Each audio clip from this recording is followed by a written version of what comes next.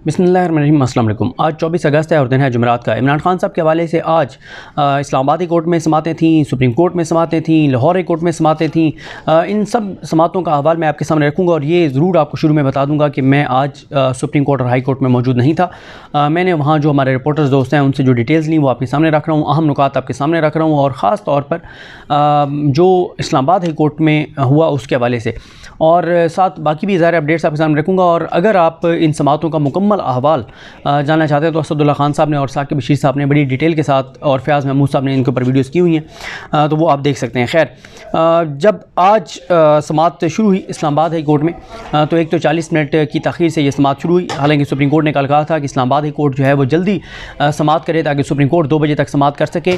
मुझे यहाँ पर यह लगता है कि जो इमरान खान साहब का मामला है वो ये है कि क्योंकि सुप्रीम कोर्ट ने अहकामात दिए हैं और हाई कोर्ट और सुप्रीम कोर्ट इस वक्त एक तरह से आमने सामने नज़र आती हैं, तो उसकी कीमत इमरान खान साहब को अदा करनी पड़ रही है। सुप्रीम कोर्ट ने सख्त अहकामात दिए लेकिन सुप्रीम कोर्ट के अहकामात को लाहौर इस्लामाबाद कोर्ट ने नहीं माना, और क्योंकि सुप्रीम कोर्ट ने कहा था कि हम 2 बजे सुनेंगे, तो इस्लामाबाद कोर्ट चाहती तो सुबह 10 बजे, 10:30 बजे, 11 बजे केस शुरू किया जा सकता था, लेकिन वही टाइम जो था उससे भी 40 मिनट तख़ीर से केस सुना गया और फिर लंबे दलाइल हुए जिस वजह से फ़ैसला नहीं हो सका। और फिर एक ऐसे टाइम के ऊपर जब इस्लामाबाद हाई कोर्ट के साथ जो मीडिया है वो भी इस्लामाबाद हाई कोर्ट के साथ खड़ा है, जो पाकिस्तान बार कौंसिल है उन्होंने भी आज प्रेस कॉन्फ्रेंस की, मुस्लिम लीग नून, शरीफ ख़ानदान ने भी ट्वीट्स और प्रेस कॉन्फ्रेंसेस की, वो सब इस वक्त इस्लामाबाद हाई कोर्ट और chief justice Islamabad high court, बल्कि इस्लामाबाद हाई कोर्ट को नहीं, chief justice Islamabad high court justice Aamir Farooq साहब के साथ खड़े हैं। नून लीग हो, शरीफ ख़ानदान हो, मीडिया हो, ये सब आमिर फ़ारूक साहब के साथ खड़े हैं। आज जब समात का आगाज़ हुआ तो आज भी वकला की खैर बड़ी तादाद कमरा अदालत में बताया गया मौजूद थी, और एक मौका ऐसा आया कि लतीफ़ खोसा साहब को कहना पड़ गया आमिर फ़ारूक साहब को कि आपको तो शायद हवा आ रही हो, हमें तो हवा भी नहीं आ रही, बहुत गर्मी है, बहुत हब्स है, क्योंकि कमरा अदालत खचाखच वकला से भरा हुआ था। उसके बाद ये है कि खोसा साहब ने बताया कि सदर पाकिस्तान ने 14 अगस्त पर तमाम जो कैदी हैं उनकी सज़ाएँ 6 माह कम की हैं, तो उसमें इमरान खान साहब की सज़ा अब 2.5 साल रह गई है। और उसके बाद जो उन्होंने दलाइल दिए वो पुराने वो दलाइल हैं जो मैं आपको बता चुका हूँ, क्या क्या फ़्लॉज़ हैं, क्या क्या चीज़ें हैं, कौन से वो 6, 7, 8 पॉइंट्स हैं, वो सारे मैं आपको बता चुका हूँ कि उनके मुताबिक ये केस बनाने से लेके, चलाने से लेके, नीचे सेशन कोर्ट को भिजवाने से लेके, सेशन कोर्ट के फ़ैसलों से लेके हाई कोर्ट आने तक क्या केस में फ़्लॉज़ हैं वो सारे मैं आपको ऑलरेडी बता चुका हूँ, वो दोबारा मैं नहीं दोहराऊँगा। उसके बाद आमिर फ़ारूक साहब को जब ये उन्होंने कहा कि आपने मामला दोबारा ट्रायल कोर्ट को भेज दिया था, तो उन्होंने कहा कि अगर नीचे किसी अदालत से गलती होती है तो उसको मौका फराहम करना चाहिए कि वो अपनी गलती को सुधार ले। और साथ ही आमिर फ़ारूक साहब ने ये कहा कि चीफ जस्टिस एक मौके पर उन्होंने ये भी कहा कि तेज़ी में ऐसा हो जाता है जैसे किया गया है। ज़ुबैर अली खान साहब ने बताया, उन्होंने साकिब बशीर साहब के साथ जो वीडियो की उसमें बताया, उन्होंने कि आमिर फ़ारूक साहब ने एक मौके पे जब उन्होंने बताया बैरिस्टर गौर साहब ने, लतीफ़ खोसा साहब ने कि नीचे क्या किया ट्रायल कोर्ट की जज ने, तो उस पर आमिर फ़ारूक साहब ने कहा कि तेज़ी में फिर ऐसा हो जाता है। यानी वो मान रहे हैं कि तेज़ी में ये ट्रायल चला और वो मान रहे हैं कि गलती उनसे हुई थी ट्रायल कोर्ट की जज से, लेकिन उन्हीं के पास मामला दोबारा भिजवाया गया था ताकि वो अपनी गलती को सुधार लें। उसके बाद अमजद परवेज़ साहब आए। अमजद परवेज़ साहब ने जो नुक्ता उठाया वो ये उठाया कि जो स्टेट है उसको फ्रीक नहीं बनाया गया यहाँ, क्योंकि इमरान खान की कन्विक्शन हो चुकी है। तो जब भी कन्विक्शन का मामला आएगा, सज़ा मुअत्तल का मामला आएगा, वहाँ पे रियासत फ़रीक है, रियासत को फ़रीक बनाना चाहिए। और ये सारी मामलात हैं। एक तो लतीफ़ खोसा साहब ने एतराज़ उठाया कि अमजद परवेज़ साहब जो हैं ये प्राइवेट वकील हैं और सुप्रीम कोर्ट का एक फ़ैसला मौजूद है कि सरकारी जहाँ पे वकला जिनको इतनी तनख्वाहें दी जाती हैं वो मौजूद हो, तो प्राइवेट वकील सरकारी इदारे नहीं कर सकते, तो इलेक्शन कमीशन सरकार प्राइवेट वकील कर ही नहीं सकता था। उसके बाद एक जो सबसे अहम मामला है वो ये है कि ख्वाजा हारिस साहब का एक बयान हल्फी अदालत में पेश कर दिया गया है। ख्वाजा हारिस साहब ने बयान हल्फी दिया है कि वो जो कह रहे हैं वो सच कह रहे हैं, ऑन ओथ कह रहे हैं कि उस दिन उनके जो क्लर्क हैं दामने अली बुखारी, उनको जो है वो कुछ लोग ले गए थे सुप्रीम कोर्ट से, हाई कोर्ट से, तो इसलिए वो सुप्रीम कोर्ट पहुंचे थे और वो सारा उन्होंने बयान किया है। और इससे पहले वो पूरा उन ऑडियो का ट्रांसक्रिप्ट अदालत के सामने रख चुके हैं कि उनके क्लर्क ने, दामने अली बुखारी ने उनको क्या जो है वो वॉइस नोट भेजा था, कैसे उनका मोबाइल बंद हुआ था, उनके साथ क्या हुआ था 5 अगस्त को, जिस वजह से ख्वाजा हारिस साहब सुप्रीम कोर्ट पहुँच गए थे, सुप्रीम कोर्ट के रजिस्ट्रार को मिले थे और चीफ जस्टिस को एक एप्लीकेशन दी थी, और जिस वजह से वो फिर टाइम पर नहीं पहुँच सके थे ट्रायल कोर्ट में, और ट्रायल कोर्ट ने फिर उनके ना पहुंचने पर फैसला सुना दिया। उसके बाद एक मौके पे लतीफ़ खोसा साहब ने यह भी कहा कि आपको इग्नोर कर दिया ट्रायल कोर्ट के जज ने, फिर उन्होंने फ़ौरन कहा नहीं सॉरी आपके फ़ैसले को। और उसके बाद खोसा साहब ने अदालत को ये भी कहा कि 50 साल में मैंने कभी नहीं देखा जिस तरह से इस केस में देखा है कि क्या कुछ हुआ है। माजरत के साथ आपने भी ट्रायल कोर्ट को नहीं रोका केस चलाने से बावजूद इसके कि आपके पास हक़ के दिफा का जो मामला है वो पेंडिंग था और आप उस पर नोटिस कर चुके थे। और उन्होंने कहा आपने नहीं भी रोका था तो इतनी इज़्ज़त करनी चाहिए थी ट्रायल कोर्ट को आपकी कि वो आपका एहतराम करते हुए वो रुक जाते और फ़ैसला ना सुनाते। और उन्होंने कहा 12:15 पर फ़ैसला महफूज हुआ। 12:30 बजे तक जज साहब ने 30 सफ़हात जो हैं वो टाइप कर लिए थे। ये भी पाकिस्तान की अदालती तारीख़ का एक अनोखा वाक़या है कि एक जज ने 15 मिनट में 30 सफ़हात इंग्लिश में टाइप कर लिए, प्रूफ रीडिंग भी कर ली। उसके बाद उन्होंने कहा कि और ये भी एक उन्होंने कहा कि अपनी नौइयत का पहला वाक़या है कि 12:30 बजे सज़ा इस्लामाबाद में होती है, 12:35 पर गिरफ़्तार वो लाहौर से हो जाते हैं। और उन्होंने कहा कि अमजद परवेज़ साहब जो हैं उन्होंने जब बयान हल्फ़ी दिया ख्वाजा हारिस साहब का तो उन्होंने कहा कि अमजद परवेज़ साहब भी ख्वाजा हारिस साहब की क्रेडिबिलिटी को चैलेंज नहीं करेंगे और कहने का मकसद ये था कि ख्वाजा हारिस कभी भी गलत बयानी नहीं कर सकते। और फिर उन्होंने कहा कि जो अमजद परवेज़ साहब हैं उन्होंने लतीफ़ खोसा साहब के बारे में कहा कि मेरे निकाह के ये गवाह हैं। तो उस पर चीफ़ जस्टिस ने मुस्कुराते हुए फिर कहा कि फिर तो ये बड़े अहम गवाह हैं और गैर मुतलका भी नहीं हैं। उसके बाद उन्होंने कहा कि जब ये जो उन्होंने जल्दी वाली बात की थी ना कि जल्दी मैच हो जाता है, उन्होंने कहा कि उन्होंने जो जज हुमायूं दिलावर साहब ने कहा कि मैं अपने पहले फ़ैसले पर इन्हिसार करते हुए कहता हूँ कि ये केस मेरा दायरा इख्तियार भी बनता है और ये काबिल समाअत भी है, लेकिन जिस फ़ैसले पर उन्होंने इन्हिसार किया वो फ़ैसला तो आप कलअदम कर चुके थे। तो उस पर आमिर फारूक साहब ने कहा कि जल्दी में ऐसा हो जाया करता है। फिर उसके बाद जो अमजद परवेज़ साहब हैं उनको इस्लाम याद आ गया। वो अमजद परवेज़ साहब जो शरीफ ख़ानदान के चोरी, डकैती, लूट मार, करप्शन के केसेस में वकील थे, मरीम नवाज़ को बरी करवाने वकला में से थे और वो जो शरीफ ख़ानदान की पर्चियाँ ना देने का दिफा किया करते थे। आज उनको हज़रत उमर फ़ारूक का दौर याद आ गया कि जी उस वक्त भी गवर्नर अपने एसेट्स डिक्लेयर किया करते थे और ये सारी चीज़ें। और फिर एक मौके पर उन्होंने कहा कि आप अगर इस पर फ़ैसला करेंगे तो ये मामला हक़ दिफा वाला सिंगल बेंच के पास है और ऊपर सुप्रीम कोर्ट के पास भी है। तो उस पर आमिर फारूक साहब ने कहा इसका मतलब है कि ये बेंच हम जो है वो सिंगल बेंच और सुप्रीम कोर्ट के दरमियान सैंडविच बने हुए हैं, हालांकि सिंगल बेंच उनके अपने ऊपर मुश्तमिल है, वो ख़ुद वो केस सुन रहे हैं। उसके बाद टैक्स रिटर्न की जब बात आई तो उन्होंने कहा टैक्स रिटर्न तो मैं भी अपने नहीं भर सकता, ज़ाहिर है वो एक टेक्निकल चीज़ है। शायद इस तनाजुर में है कि इमरान खान साहब ने कहा कि जिसने मेरे टैक्स रिटर्न भरे हैं उसको एज ए गवाह मैं लाना चाहता हूँ, तो मुझे लाने दिया जाए, जो कि उनकी रिक्वेस्ट पर मुस्तरद हो गई थी। उसके बाद उन्होंने कहा कि ये जो सज़ा मुअत्तल करना है ये अदालत का इस्तेहकाक है, किसी मुल्ज़िम का, मुजरिम का राइट नहीं है, उसका हक़ नहीं है कि वो क्लेम करे कि ये मेरा राइट है। ये राइट नहीं है, ये अदालत का इख्तियार है, इस्तेहकाक है कि अदालत करे या ना करे। और उसके बाद उन्होंने क्योंकि कहा कि मुझे 3 घंटे कल चाहिए, तो उस पर बड़े बरहम हुए लतीफ़ खोसा साहब। उन्होंने कहा ये क्या तरीका है? उन्होंने कहा कि जी आपने भी दो घंटे दलाइल दिए हैं। तो खोसा साहब ने कहा मैंने 1 घंटे दिए हैं और अब कल तक समाअत जो है वो मुलतवी हुई है। कल 11:30 बजे तक इस्लामाबादी कोर्ट में, लेकिन कल जुमा भी है, जुमे से पहले देखना होगा कि वो दलाइल कंक्लूड करते हैं या नहीं करते। लेकिन ये भी हो सकता है कि जो आमिर फारूक साहब हैं वो अब इस मामले को सोमवार तक ले जाएं, क्योंकि इस वक्त उनके साथ जिस तरह से सब खड़े हुए हैं तो वो अगर सुप्रीम कोर्ट के सामने आगे खड़े भी हो जाते हैं तो उनको ये नज़र आ रहा है कि आमिर के आगे बंदियाल साहब तो जा रहे हैं और आगे काजी फैसल साहब आ रहे हैं, तो कोई ऐसा इशू नहीं है। अगर वो बंदियाल साहब के साथ कोई भी इस तरह की लड़ाई भी ले लेते हैं तो उनको कोई इशू नहीं होगा। अब आ जाएँ इस बात पर कि सुप्रीम कोर्ट में क्या हुआ। ये बड़ी डिटेल में स्टोरी बनाई आबिद अली रहीम साहब ने कि सुप्रीम कोर्ट में तोशाखाना केस में हाई कोर्ट के फैसले के ख़िलाफ़ इमरान खान की अपील की समाअत करते हुए चीफ़ जस्टिस पाकिस्तान उमर ता बंदियाल ने रिमार्क्स दिए हैं कि अदलिया इंसाफ देने के लिए पुरज़म है।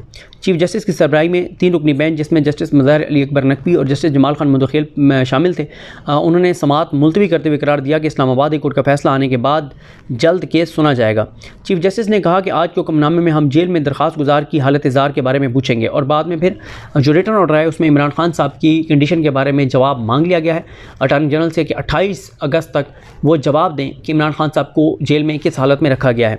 उसके बाद जस्टिस जमाल खान मुदखिल साहब ने कहा कि हाई कोर्ट एक इंडिपेंडेंट इदारा है, हर अदालत फैसलों में आज़ाद होती है और अदालत की आज़ादी का एहतराम करना चाहिए। समाअत शुरू हुई तो वकील लतीफ़ खोसा ने पेश होकर बताया कि उन्होंने हाई कोर्ट में अपना केस पेश कर दिया है, हाई कोर्ट के सामने तमाम नुकात रख दी हैं। चीफ जस्टिस ने कहा कि आपका यही शिकवा था कि आपको सुना नहीं जा रहा, अब आपके तमाम दलाइल सुन लिए गए हैं, हाई कोर्ट से यही उम्मीद रखेंगे कि वो आपके नुकात पर फैसला देगी। जस्टिस जमाल खान मुदखिल ने पूछा कि हाई कोर्ट की कार्रवाई का क्या नतीजा निकला। लतीफ़ खोसा ने कहा कि हाई कोर्ट पर ताख़ीर का इल्ज़ाम आयद किया जिस पर जस्टिस जमाल खान मंदखेल ने कहा कि हाई कोर्ट के जजेस पर तनकीद ना करें। हाई कोर्ट ने अभी तक कोई ऑर्डर जारी नहीं किया। लतीफ़ खोसा ने अदालत से अबूरी हुक्म जारी करने की सदा की, जिस पर चीफ जस्टिस ने कहा कि इस्लामाबाद हाई कोर्ट में समाअत अभी चल रही है। इस्लामाबाद हाई कोर्ट के चीफ जस्टिस केस सुन रहे हैं, जो काबिल तारीफ़ है। इस्लामाबाद हाई कोर्ट के चीफ जस्टिस की काविशों को सराहते हैं कि ज़ाहिर है वो केस सुन रहे हैं, तो इस पर वो उनको अप्रीशिएट कर रहे हैं। इस्लामाबाद हाई कोर्ट मामले को देख रही है। बेहतर होगा कि पहले हाई कोर्ट इस मामले पर फैसला करे, उनको पहले फैसला करने दें। चीफ जस्टिस ने कहा कि सिस्टम की खूबसूरती ही यही है कि पहले हाई कोर्ट से फैसला हो, फिर सुप्रीम कोर्ट आए, फिर मामला सुप्रीम कोर्ट आए। इस मौके पर वकील लतीफ़ खोसा ने चेयरमैन पीटीआई के साथ जेल में मुलाकात के बारे में अदालत को बताया कि सेल के बाहर पुलिस एहलकार मुसलसल बैठा रहता है और मुलाकात के दौरान भी वो मौजूद रहा। मेरे एतराज़ पर उन्हें कुछ वक्त के लिए हटाया गया। चीफ जस्टिस ने इस्तफसार किया कि अटार्नी जनरल ऑफिस से कोई मौजूद है। आज के हुक्मनामे में चेयरमैन पीटीआई की जेल में रहने की सूरत हाल के बारे में पूछेंगे कि उन्हें किस हाल में रखा गया, और हुकूमत इस बारे में हुकूमत से बयान तलब करेंगे। अटार्नी जनरल से पूछेंगे कि चेयरमैन पीटीआई को जेल में किस हाल में रखा गया। लतीफ़ खोसा ने पिछले रोज़ के अदालती समाअत पर तनकीद का मामला उठाया और कहा कि जजों पर तनकीद का पैमरा को नोटिस लेना चाहिए कि आपने कल जो समाअत की थी उस पर जो कुछ पॉलिटिकल पार्टीज़ कर रही हैं और मीडिया पे जो तनकीद हो रही है। लतीफ़ खोसा ने पिछले रोज़ की और कहा कि जजेस पर तनकीद का पैमरा को नोटिस लेना चाहिए। चीफ जस्टिस ने कहा कि मीडिया पर गुस्से में जजेस पर तनकीद की जाती है, लेकिन हम आईन और कानून के मुताबिक फ़ैसले करते रहेंगे। इंसाफ पर कोई समझौता नहीं किया जाएगा। अदलिया इंसाफ देने के लिए पुरज़म है। अदालत चेयरमैन पीटीआई को जो है वो रिपोर्ट तलब करते हुए उठ गए और फिर उन्होंने ऑब्जर्वेशन दी कि हम जल्द मिलेंगे। उसके बाद आ जाएँ वकील अब्दुल रज़ाक शर कत्ल केस में क्या हुआ। ये भी 3 रुकनी यही बेंच था, बंदयाल साहब, मज़ाहिर नकवी साहब और जमाल खान मंदखेल साहब। सुप्रीम कोर्ट ने वकील अब्दुल रज़ाक शर के कत्ल के मुकदमे में चेयरमैन पीटीआई इमरान खान को गिरफ्तार न करने के हुक्म में तोसी करते हुए समाअत मुलतवी कर दी है। चीफ जस्टिस उमर ता बंदयाल की सरबराही में 3 रुकनी बेंच ने क्वेटा में वकील के कत्ल के मुकदमे में मुलजिम नामजद करने के ख़िलाफ़ चेयरमैन पीटीआई की दरख्वास्त पर समाअत की। अदालत ने शिकायत गुजार के वकील अमानुल्लाह करनानी की तरफ से इल्तवा की दरख्वास्त पर समाअत मौसम गर्मा की तातीलात के बाद तक मुलतवी कर दी और मुकदमे में इमरान खान की गिरफ्तारी के खिलाफ जारी हुक्म इम्तना में तोसी कर दी। दौरान समाअत जस्टिस जमाल खान मंदखेल ने इमरान खान के वकील लतीफ़ खान खोसा से इस्तफसार किया कि हाई कोर्ट ने आपके मौक्कल को, यानी बलूचिस्तान हाई कोर्ट ने आपके मौक्कल इमरान खान को JIT के सामने पेश होने का कहा था। क्या इमरान खान JIT में पेश हुए? लतीफ़ खोसा ने JIT की तश्कील पर सवाल उठाते हुए कहा कि JIT गैर कानूनी है। फाजिल जज ने, यानी जमाल खान मंदखेल ने लतीफ़ खोसा को मुखातिब करते हुए कहा कि मैं छोटा सा सवाल कर रहा हूँ, इसका हाँ या ना में जवाब दें। लतीफ़ खोसा ने बताया कि इमरान खान JIT के सामने पेश नहीं हुए और वो पेश भी नहीं होंगे। अपने मौक़िफ़ की वजाहत करते हुए लतीफ़ खोसा ने कहा कि JIT में खुफिया इदारों के अफराद को शामिल किया गया, जिस पर जस्टिस जमाल खान मंदखेल ने इमरान खान के वकील से मुकालमा करते हुए कहा कि क्या ये आप तय करेंगे कि पेश होना या नहीं होना। JIT की हैसियत का फैसला अदालत ने करना है, मुलजिम ने नहीं। अदालत ने शिकायत गुजार की तरफ से दायर इल्तवा की दरख्वास्त, क्योंकि ये अब्दुल रज़ाक शर के बेटे के वकील अमानुल्लाह करनानी ने आज एडजर्नमेंट की दरख्वास्त दी थी, तो उसकी वजह से समाअत मुलतवी कर दी और चीफ जस्टिस ने लतीफ़ खोसा से मुखातिब होते हुए कहा कि हमने कई सवाल सोच रखे हैं, मुनासिब वक्त आने पर आपसे पूछेंगे। ये हो गया।